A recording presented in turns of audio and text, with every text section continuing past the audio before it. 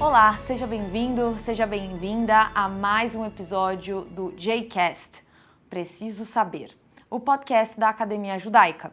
Eu sou Karina Calandrin, sou host do podcast e este é um podcast para quem tem perguntas, porque sabemos que no judaísmo mais importante do que as respostas certas é fazermos as perguntas mais importantes.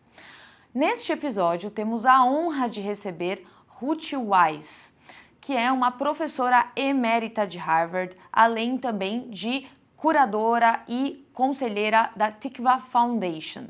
Quem conduzirá a entrevista desta vez é Mario Fleck, o nosso fundador e também presidente da Academia Judaica. Essa entrevista será conduzida em inglês, então se você gostaria de ter uma tradução da entrevista, assista a ela pelo YouTube, onde legendas estarão disponibilizadas na versão em vídeo. Caso você esteja nos ouvindo nas plataformas de áudio, continue por aqui, pois agora transicionaremos para o inglês. Ruth Wisse também tem um curso aqui na academia conosco, chamado Teve o Leiteiro. Então, se você se interessou por essa entrevista, continue acompanhando os conteúdos da Academia Judaica e confira o curso dela também na nossa plataforma. We are very honored to have today in our podcast Ruth Wisse. She is a familiar face for the subscribers of Academia Judaica. Since a couple of years ago, she gave the course entitled Tevi the Milkman, which is a fantastic one, and I recommend everybody to go there and after listening to this podcast to take this course because it's fantastic. Ruth is a renowned scholar of Yiddish literature and Jewish political thought. She's author of many books. She's PhD of McGill University, emérita professor of Harvard, taught at Stanford, Tel Aviv University, amongst many other universities. And she's the main scholar of Tikva, which is the institution that partner with Academia Judaica in terms of Jewish content.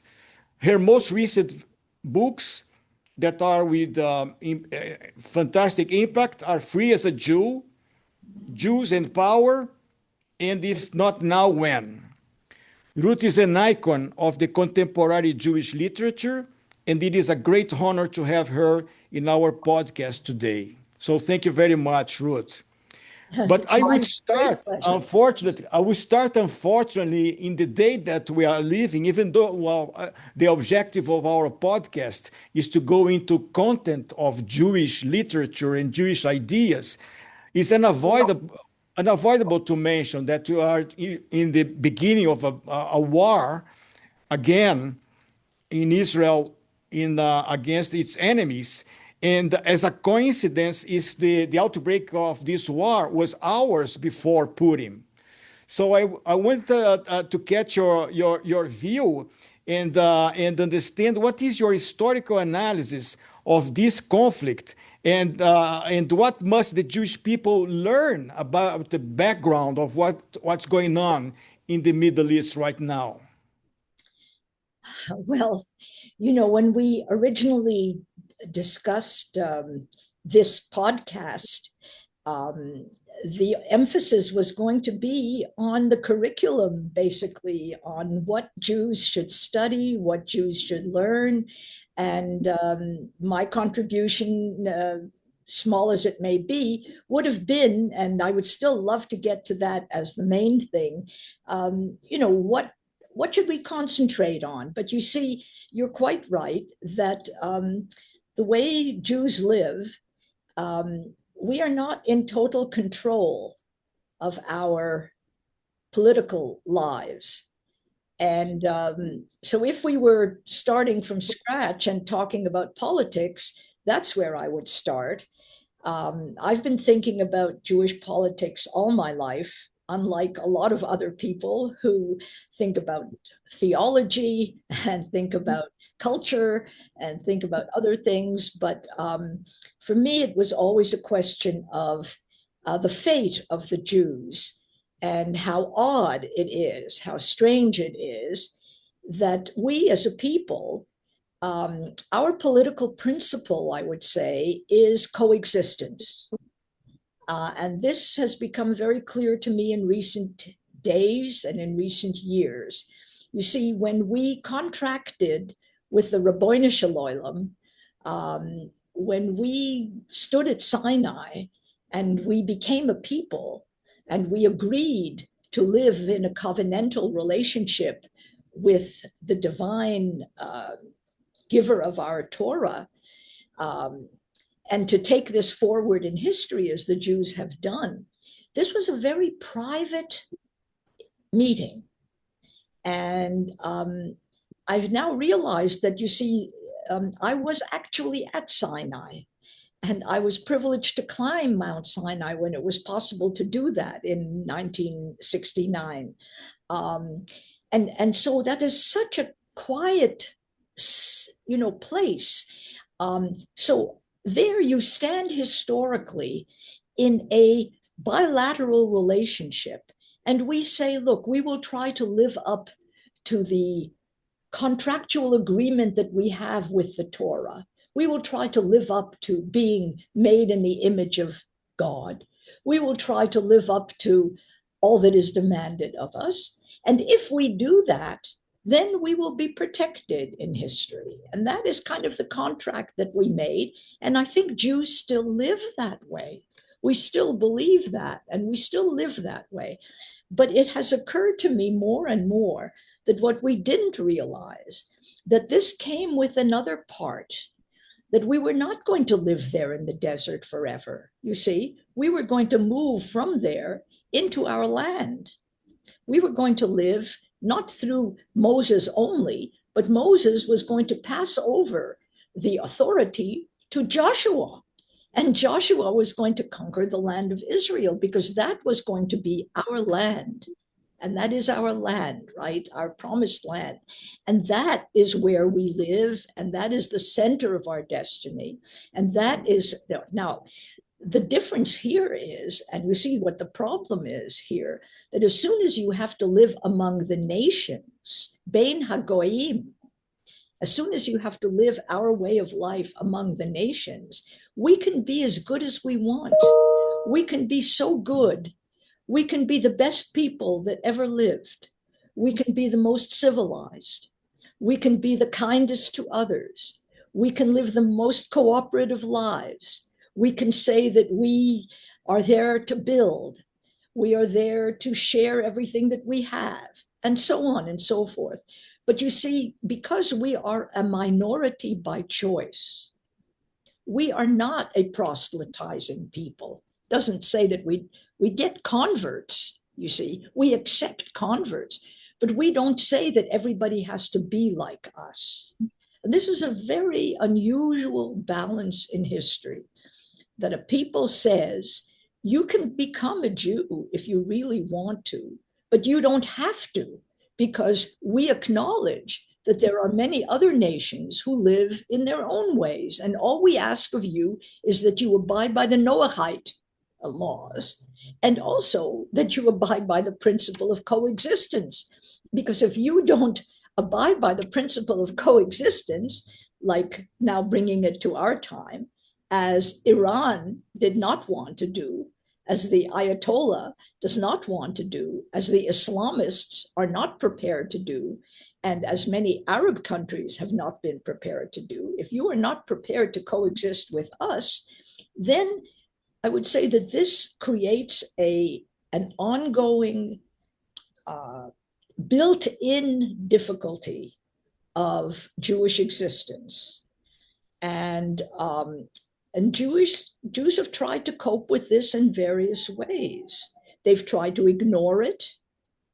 They've tried to retreat from it. You know how many different ways Jews have tried to deal with this very difficult situation. And now we're in it in a very different form, because thankfully, we have regained our sovereignty in the land of Israel after 2,000 years, which is one of the great miracles of human history. We can say a little bit more of that if you like. But here we are. But now we have to defend that territory. And in trying to defend that territory, we have become a completely transformed people. First, we learned to live without warfare. Whatever the cost was, we would be killed. 1/3 of the people would be completely eliminated within 6 years, 5 years, because we were so unprepared for anything coming at us. Then we said, no, we are going to transform ourselves, and we now have our state and our people, so we have to defend it. And so suddenly the whole world expects us to be the fighting front line of the Western world, of the Western civilization. We're supposed to, we're supposed to teach everybody else about defense. We're supposed to be the most ingenious,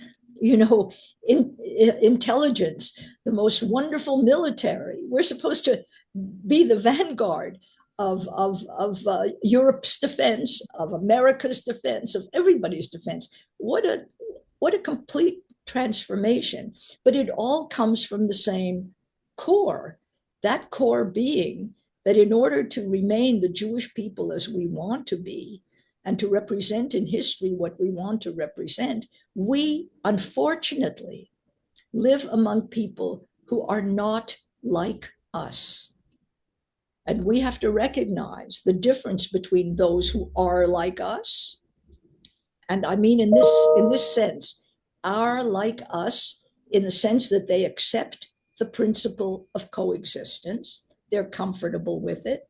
They know that they live among the nations. And those who do not live that way, who can only live through conquest, who only feel comfortable when they're the dominant, and sometimes not just the dominant, but the only people in an environment. So this is a built-in problem. And the book of Esther puts us in a certain situation when we were not in the land of Israel, when we had no control over our political destiny, except through these machinations that you see behind the court. If we could get Ahasuerus to be on our side, you see, then we could manage it. But we had no agency in that. It was only through Esther's conniving in one way, Mordecai's conniving in another way. That's how we kept alive for 2,000 years. But now we are in a totally inverted situation where we actually are in control, but only, again, yes, we have to take control over our destiny, which Israel is doing in an extraordinary way, extraordinary. But you see, we are still that small people living among the nations and still completely dependent on what all these crazy people around us, demoralized people around us, pathological people around us have decided to do, you see? So this is a built-in difficulty. And I would say that every Jew understands that in some way, every Jew who wants to live as a Jew. But people deal with it in different ways. And some Jews become anti-Jews because they cannot live with this. They cannot bear it, you see. They can't stand that. And so some of them retreat and they say, I don't want to have anything to do with this. I still want to live, under God's protection. If we'll be killed, we'll be killed. But I don't want to have anything to do with power. So I want to live in this country or that country or even in Israel and not deal with this at all. That's one response. Another response is to go to the enemy and to say, yes, you know why we're being punished? Because we are aggressors, because we're trying to, if only we were smaller, if only we were less this, if only we, how many years we've done that, if only we shaved our beards, if only we spoke German, if only we cut our coats and dressed the same way as everyone else, if only we gave back this part of this tiny country or that part of it. If only, you see, so the if only Jews, that's another way. But most of us, I hope, are where we are. We have to be very sober. We have to. And Ruth, expanding what your comments about Jews and power, when you connect Jews and education, if you look at the whole history of the Jewish people, how would you compare our role or our connectivity today to education as compared to many centuries ago? Because we used to say that today, after the October 7 war, we're facing the end of the Jewish holiday, because for the 75 years or so, we have been a couple of generations living in a very different world than our ancestors. How do you see the connection, the importance the Jews give today to education as compared to our whole history? Well, you're asking wonderful questions. And I think that the people who are listening to this and who really come to your academia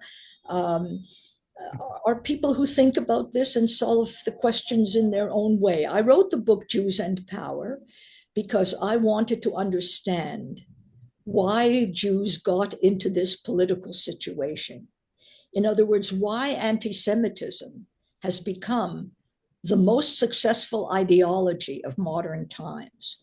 What role does it play in the lives of other people that the whole of the United Nations, the only thing that brings together all the nations, or not all, thankfully, but the most number of nations in the United Nations happens to be against Israel? How could they in 1975 pass a resolution that says that Zionism, that is racism, when actually anti-Zionism is the very definition of racism? Because anti-Zionism says that the Jews alone cannot have their state. How could that happen? So I wrote this book, Jews and Power. And my purpose was to try to see what it was about the Jewish people and what it was about those who organized against the Jewish people that made this ideology so powerful, particularly in modern times, in so many forms. So we could go into that, but that's not our subject here. Our subject here is your question of the education towards it. So before we get into that, though, it's two things. Of course, we have to be better educated, because if we now have to defend ourselves, what's most important is moral security.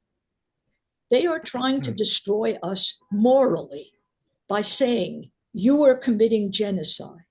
You are the problem in the Middle East. If you were eliminated, everything would be all right. Everywhere, the finger is pointing at us. And that is what anti-Israel and anti-Zionism and anti-Semitism is. It's the politics of the pointing finger, saying we're responsible. Now, we know that we are not, but how do you educate children who are, in universities, and they're being told this all the time? So education becomes very much more important than it was, because it's always been important. And we've known that. We have to, Moses taught it to this one, and then this one taught it to this one, and this one. We know how much emphasis we put on the transmission, and it's more important than ever. But now it is also important because we need our moral confidence. And that moral confidence can only be transmitted and reinforced through what we call education. Education, which is through books. Education is in a Shabbaton. Education is through singing the music of our people. Education is through going to Israel, and in Israel, learning through archaeology. Education is through knowing our history. The more you know, the more you are invested in knowing this and in passing it on to others.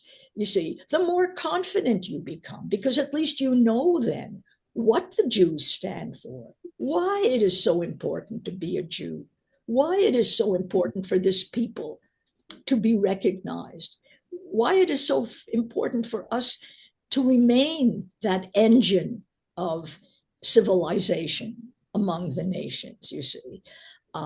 So the importance of education has never been greater.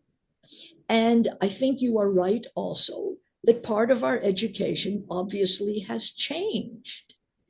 And what has changed here is not so much necessarily what we are studying, but we have to understand the difference of agency.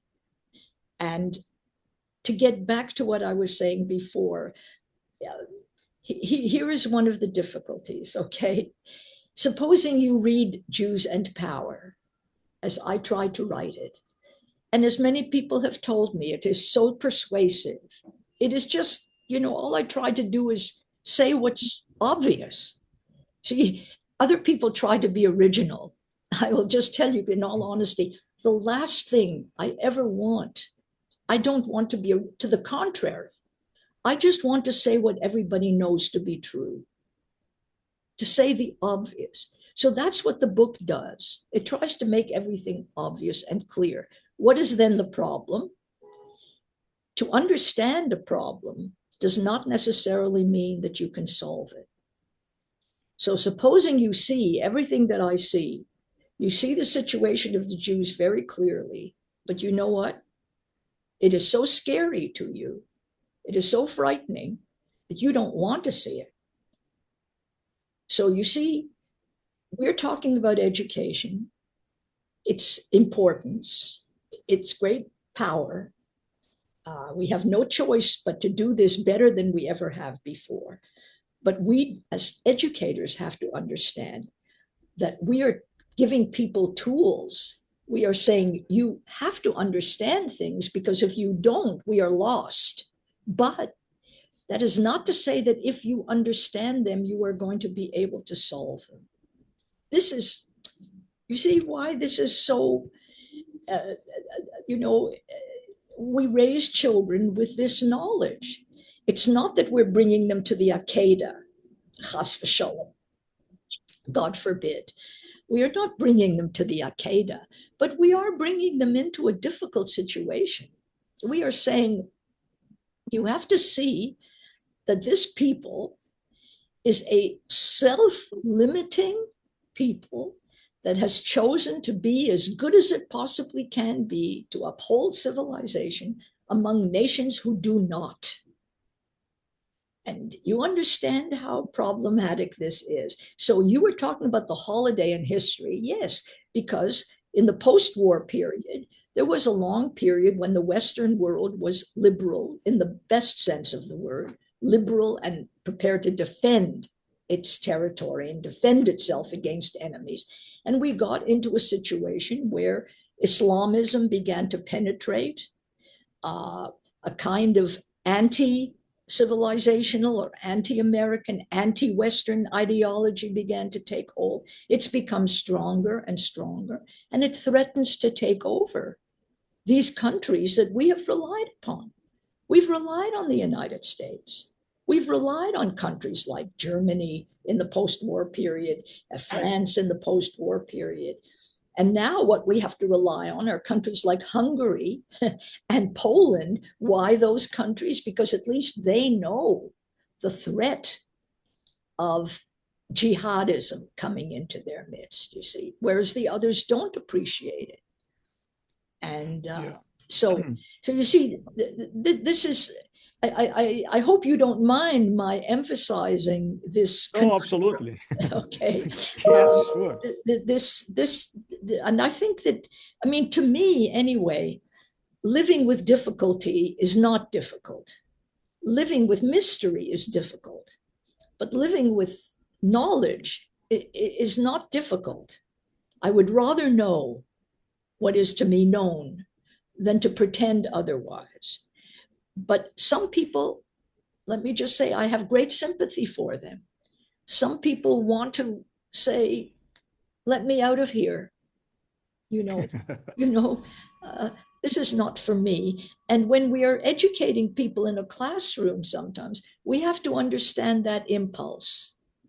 What you're saying, they will say to you is, I don't want to believe it. Please don't tell me that. Yeah, I don't tell me facts. Don't give me facts. Don't And Ruth, give me those facts. we couldn't agree more with you, because we are in Jewish education is at the core of our mission, the same way as in the Tikva's case. But I wonder, what would be your definition, for example, of the educated Jew? If you are in a mission to build the future educated Jew, what would be the definition of an educated Jew in the ages that we are living now? This is a wonderful question.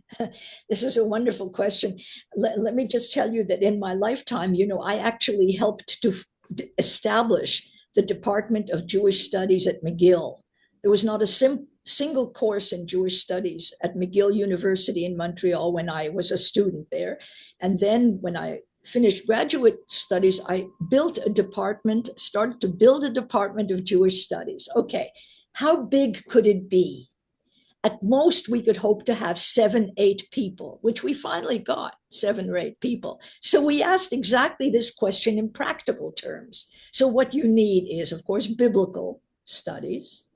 You need Talmudic studies. You need history. You need Jewish history, of course. You need Jewish philosophy, which is to say, you could say it's connected with Talmudic studies, but it's still philosophy in the modern period. You need languages. In those days, we would say, well, Hebrew, of course, but we also felt that we needed Yiddish because we were, a Western, in other places you might say Ladino or something, but we needed the Jewish languages. We needed modern Yiddish literature, and we could have added to that many, many things, right? So you would say it's endless. What is endless? So just to tell you that one of the people who helped me found this department, Harry Bracken, a real tzaddik, who's not a Jew, he said, look, we are not going to be able to get more than 6 or 7 people. So instead of trying to cover all the bases, let's have an ideal curriculum. And then let's get the best people we possibly can and let them teach what they teach. So, for example, we could only hire 1 historian in all of Jewish history. So where were we going to go? Were we going to get a medieval Jewish historian? Were we going to get an ancient Jewish historian? Are we going to get a modern Jewish? And in modern Jewish history, what? Europe or, the Middle East? You see how difficult? So what he said was, we have an ideal of what it would be to be a totally educated Jew, but then let's work with the practical implications. Let's get the best teacher we possibly can, and we will build a program around that. It cannot be everything, so let's at least have a cluster of people, and we can say we can cover these fields and get them. And so this is a kind of dual principle that I work with practically. And if I had a good teacher in a school, for example, and that person's specialty was, I don't know, European history of France and Germany, let's say, right? Not my specialty, right? And that person was really into that. I think that if that person could teach Jewish history under those circumstances, that whole period, it still covers thousands of years, I would say, okay, that will be that. And the person will, of course, know that that's only part of the rest of history. You see what I mean? So there's the ideal that we're looking for of the educated Jew, and then there's the practical. Look, are you an educated Jew? And I'm considered an educated Jew. I have to tell you that there is so much more that I don't know than that I do know. That anyone who wanted to prove that I was an uneducated Jew could do it. They would just have to poke in those areas where I'm weakest, and of course I would be lost. You see, so it's a big question. But and Ruth, in the center of this issue, of course, Torah is a very significant portion of all this collection of the canon of or the big sources, the important sources of the Jewish people, the Jewish thinking, the Jewish history, and this is important regardless of our streams of Judaism. It could be Orthodox, liberal, conservative. Still, Torah is very important. What is a good argument to convince Jewish people to pay attention to Torah, to study Torah, to learn more? Because this is one of the core objectives we have. We created, for example, a course of the top pillars of Torah to make it easy. We're trying to make it as easy as possible for Jews to go back to the sources and understand the importance of a text like Torah. Yeah. What is your experience in telling us in terms of advice? Well, that's a very good question. You see, and again, to get to the practical issue, probably not to answer your question fully enough, students would come into the program of Jewish studies at the university level already. So they weren't starting in grade 1 or grade 2. They were already university students. And some of them knew very little, and they had never studied Torah. What were we going to do with such students? For example, people who came from Yiddishist families that knew nothing about Torah and found it very difficult. You know what I would advise some of those students to do? I said to them, look, this is not what a rabbi would tell you, but I will tell you that the shortcut is go to the synagogue every Shabbat for 1 year. You just go there, and then you will know the whole of Chumash, and you will know it in a way from the inside.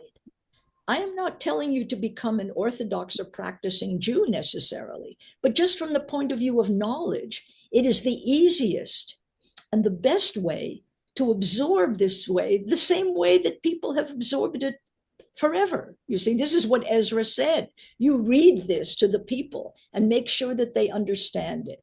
So if you allow yourself to go to shul every week and go to a synagogue, it would have to be to a, if not an Orthodox synagogue, then very, Orthodox conservative synagogue, one that reads the Torah, all through every year. Isn't that a wonderful way to learn? Because then you're standing among people, you see how people pray and so on. So that, I think, is extremely important. And I think it's a shortcut, I said to them, you see. It's a very, it's a much easier way. Now, not everybody is Ruth. You see, my name happens to be Ruth, but very differently, you see.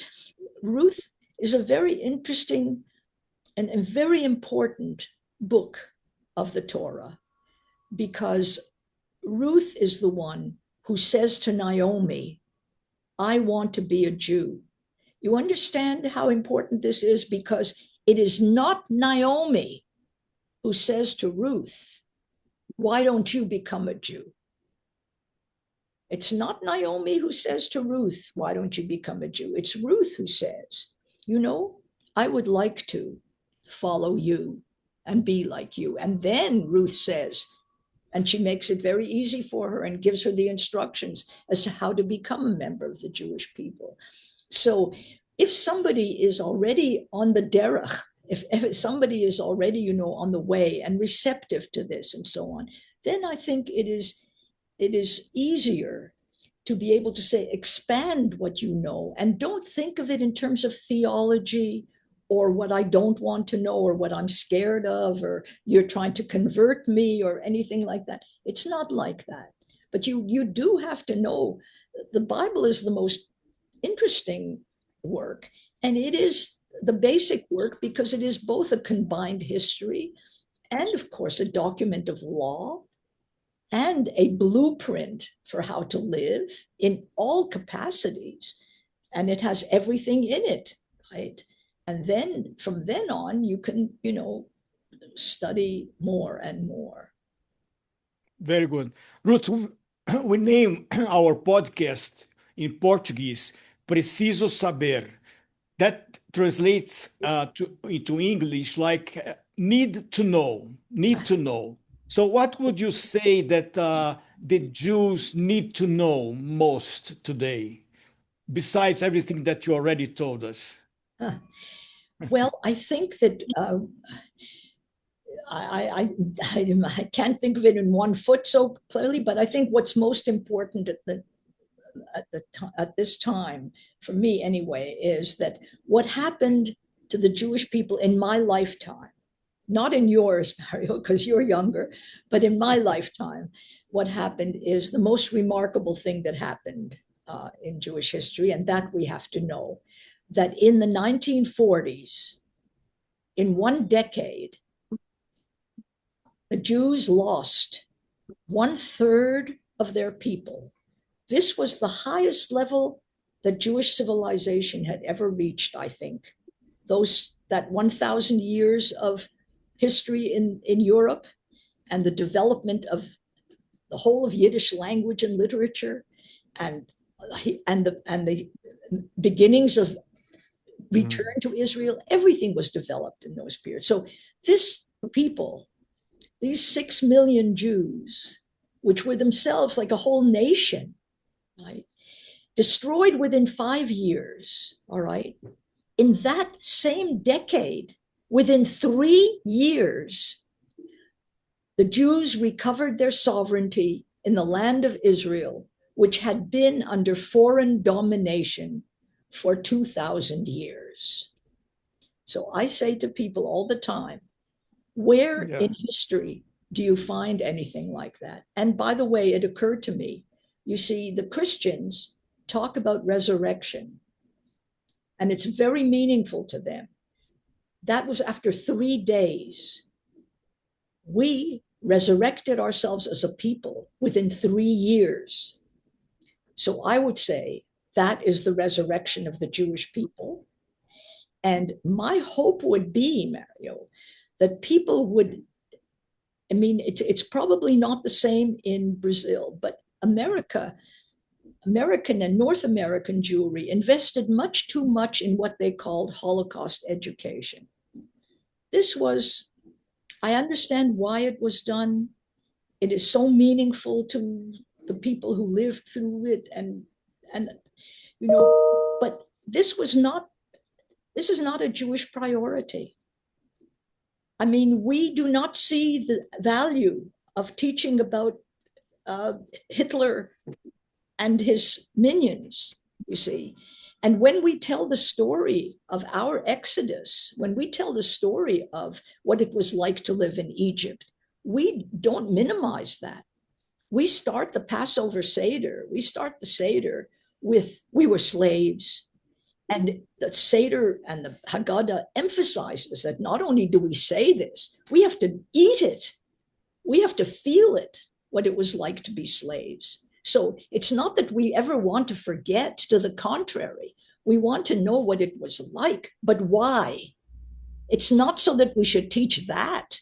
It's only so that we should know that that's what we escaped from and what we escaped to. So I think the very huge transition we have to make now is we have to say, we have to move on. Yes, Yad Vashem, yes, what was there, we know that, but that's not us. That's German history. Let them learn it well. And everyone who wants to be like them, let them learn that history. For us, it is more important to say, no, we are the people who escaped from Egypt. We are the people who transformed ourselves from that destroyed people in Europe. And look what we did. Look at the country we built. You see, again, to moral confidence. Look at what we were able to do. So don't think of us as you want to identify with us because we were slaves and because we were victims and we were that. That's not what we want, for you to identify with us as victims. We want you to identify with us, people who refuse to be victims and never thought of ourselves as victims. We always thought of ourselves as, how soon can we reconstruct ourselves? What are we working towards? What are our children and our grandchildren going to be able to benefit from? See, so I would say that's the transition of our that we have to make. And that's a good example for all the people that history made them become victims. The Jews is the best example of how to overcome victimization and turn the page and be a builder and not just a complainer about destiny, right? Exactly right. So, I'll just give you one, one of the things I used to do is ask my students, can you recommend a good book? Especially students who came from Israel. I would say, can you recommend a good book that you've read, that you like to read? And one of my students, Iftach Ofek, told me about a book that he had read in Hebrew that they used to teach in the Hebrew schools called Parashat Gavriel Tirosh. And so I had it translated by Alkin, and it just appeared in English, the Gavriel Tirosh Affair. The Gavriel Tirosh Affair. Now, this is such an interesting book because it's not exactly, but it's very much what we're talking about.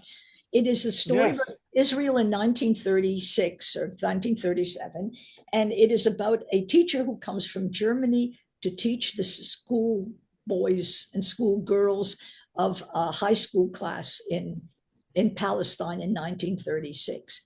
And it shows how this teacher transforms the thinking of the class and the thinking of the community, of the Yishuv of Israel. It is so interesting, and it sort of brings us to this moment of ours, being able to transform ourselves.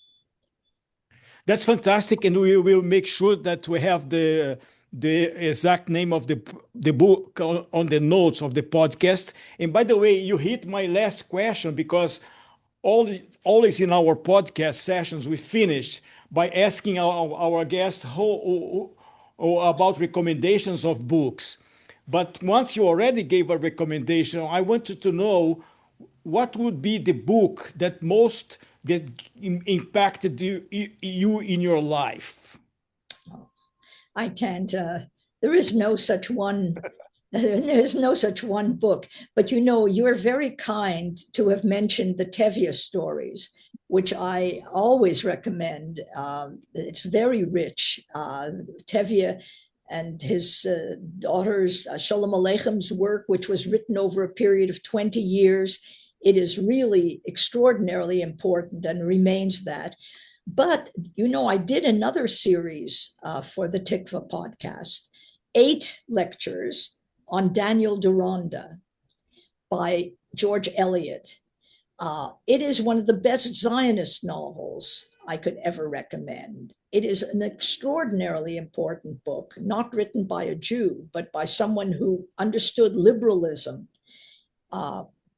which is very important to us. That holiday in history that you were talking about, it's because of really tough liberalism that was alive in those days. Well, she is the key to that, George Eliot, written in England in the 19th century, a brilliant, very difficult, but wonderful, wonderful book. It made a tremendous impression on me.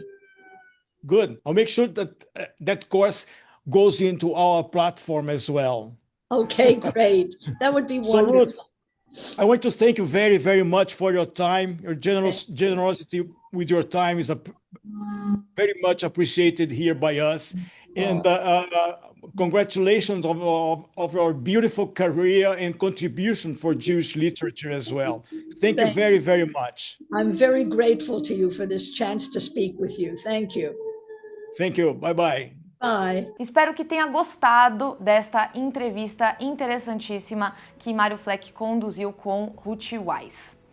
Se você está nos ouvindo nas plataformas de áudio como Spotify, nos dê 5 estrelas neste podcast, pois é muito importante para a avaliação desse conteúdo.